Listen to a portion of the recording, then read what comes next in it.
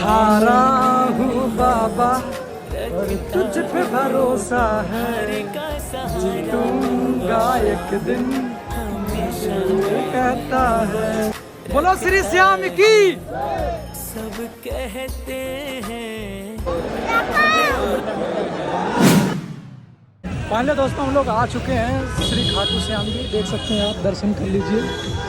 और यहाँ के बाद जाते हैं अंदर और सारी चीज़ें दिखाते हैं। हमारे घर से दूरी की बात करें तो लमसम 950 किलोमीटर ट्रैवल करके आए, तो बहुत अच्छा लग रहा है यहाँ पे आके। बहुत शांति, अलग प्रकार की एनर्जी जनरेट हो रही है, अलग ही अच्छा लग रहा है। तो चलिए अंदर दिखाते हैं सारी चीज़ें। देख सकते हैं कितना जमा होता है यहाँ पे, कितने श्रद्धांजलि वगैरह आए हुए हैं। खाटू श्याम को भगवान श्री कृष्ण के कलयुगी अवतार के रूप में जाना जाता है। ऐसा कहे जाने के पीछे एक पौराणिक कथा हाथ है। राजस्थान के सीकर जिले में इनका भव्य मंदिर स्थित, जहां हर साल बड़ी संख्या में श्रद्धालु आते हैं।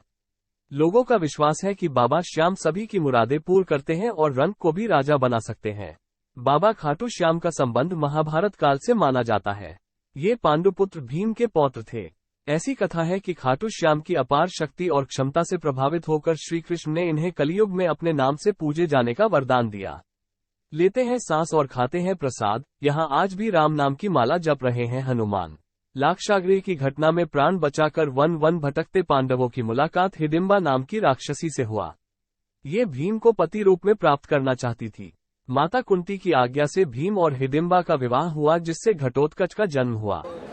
घटोत्कच का पुत्र हुआ बर्बरीक, जो अपने पिता से भी शक्तिशाली और मायावी था।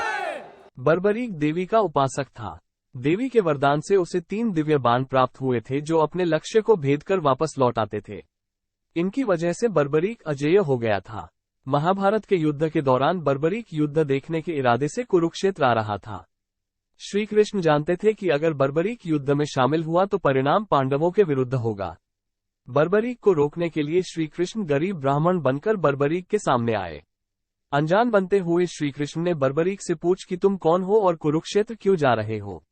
जवाब में बर्बरीक ने बताया कि वो एक दानी योद्धा है, जो अपने एक बाण से ही महाभारत युद्ध का निर्णय कर सकता है। श्री कृष्ण ने उसकी परीक्षा लेनी चाहिए तो उसने एक बाण चलाया, जिससे पीपल के पेड़ के सारे पत्तों में छेद हो गया। एक पत्ता श्री कृष्ण के पैर के नीचे था, इसलिए बाण पैर के ऊपर ठहर गया। श्री कृष्ण बर्बरीक की क्षमता से हैरान थे और किसी भी तरह से उसे युद्ध में भाग लेने से रोकना चाहते थे। इसके लिए श्री कृष्ण ने बर्बरीक से कहा कि तुम तो बड़े पराक्रमी हो, मुझ गरीब को कुछ दान नहीं दोगे। बर्बरीक ने जब दान मांगने के लिए कहा तो श्री कृष्ण ने बर्बरीक से उसका शीश मांग लिया। बर्बरीक समझ गया कि यह ब्राह्मण नहीं कोई और है और वास्तविक परिचय देने के लिए कहा। श्री कृष्ण ने अपना वास्तविक परिचय दिया तो बर्बरीक ने खुशी खुशी शीश दान देना स्वीकार कर लिया। रात भर भजन पूजन कर फाल्गुन शुक्ल द्वादशी को स्नान पूजा करके बर्बरीक ने अपने हाथ से अपना शीश श्री कृष्ण को दान कर दिया। शीश दान से पहले बर्बरीक ने श्री कृष्ण से युद्ध देखने की इच्छा जताई थी, इसलिए श्री कृष्ण ने बर्बरीक के कटे शीश को युद्ध अवलोकन के लिए एक ऊंचे स्थान पर स्थापित कर दिया। युद्ध में विजय श्री प्राप्त होने पर पांडव विजय का श्रेय लेने हेतु वाद विवाद कर रहे थे। तब श्री कृष्ण ने कहा कि इसका निर्णय बर्बरीक का शीश कर सकता है। बर्बरीक के शीश ने बताया कि युद्ध में श्री कृष्ण का सुदर्शन चक्र चल रहा था, जिससे कटे हुए वृक्ष की तरह योद्धा रणभूमि में गिर रहे थे। द्रौपदी महाकाली के रूप में रक्तपान कर रही थी। श्री कृष्ण ने प्रसन्न होकर बर्बरीक के उस कटे सिर को वरदान दिया कि कलयुग में तुम मेरे श्याम नाम से पूजित होगे, तुम्हारे स्मरण मात्र से ही भक्तों का कल्याण होगा और धर्म, अर्थ, काम, मोक्ष की प्राप्ति होगी। स्वप्न दर्शनोपरांत बाबा श्याम खाटू धाम में स्थित श्याम कुंड से प्रकट हुए थे। श्री कृष्ण विराट शालिग्राम रूप में संवत 1777 से खाटू श्याम जी के मंदिर में स्थित होकर भक्तों की मनोकामनाएं पूर्ण कर रहे हैं। हर साल लगता है खाटू श्याम मेला। प्रत्येक वर्ष होली के दौरान खाटू श्याम जी का मेला लगता है। इस मेले में देश विदेश से भक्तजन बाबा खाटू श्याम जी के दर्शन के लिए आते हैं। इस मंदिर में भक्तों की गहरी आस्था है। बाबा श्याम, हारे का सहारा, लखदातार, खाटू श्याम जी, मोरविनंदन, खाटू का नरेश और शीश का दानी, इन सभी नामों से खाटू श्याम को उनके भक्त पुकारते हैं। खाटू श्याम जी मेले का आकर्षण यहाँ होने वाली मानव सेवा भी है। बड़े से बड़े घराने के लोग आम आदमी की तरह यहाँ आकर श्रद्धालुओं की सेवा करते हैं। कहा जाता है ऐसा करने से पुण्य की प्राप्ति होती है। खाटू श्याम जी के चमत्कार भक्तों की इस मंदिर में इतनी आस्था है कि वो अपने सुखों का श्रेय उन्हीं को देते हैं। भक्त बताते हैं कि बाबा खाटू श्याम सभी की मुरादें पूरी करते हैं। खाटू धाम में आस लगाने वालों की झोली बाबा खाली नहीं रखते हैं। जय श्री श्याम, जय श्री श्याम, जय श्री श्याम, जय श्री श्याम,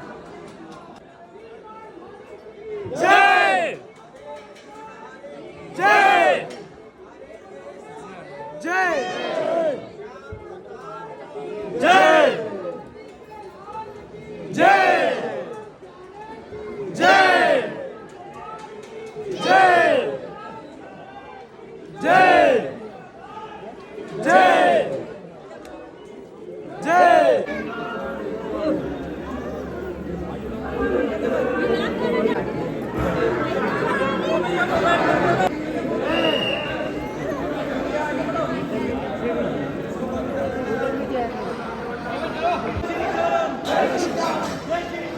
जय श्री श्याम, श्री श्याम, जय श्री श्याम, जय श्री श्याम, जय श्री श्याम, जय श्री श्याम, जय श्री श्याम, जय श्री श्याम।